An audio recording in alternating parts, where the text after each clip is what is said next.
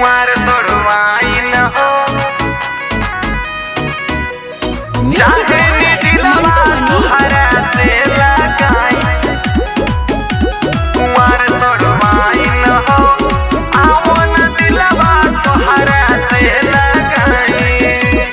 नैना से नैना लड़ा लो तुम हमके यार बना लो तुम हमके यार बना लो तुम। नैना से नैना लड़ा लो तुम हमके यार बना लो तुम मिलबू ना तो सुन लो तोहरे खातिर जहरिया खाई कुंवर सढ़ुआई न हो कुंवर सढ़ुआई न हो चाहे नी दिलवा तोहरा से लगाई कुंवर सढ़ुआई न हो आओ न दिलवा तोहरा से लगाई कुंवर तोड़वाई न हो रिकॉर्डिंग स्टूडियो धनहा। चाहे नी दिलवा तोहरा से लगाई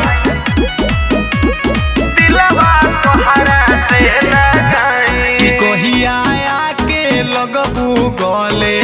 इहे आस लागल बा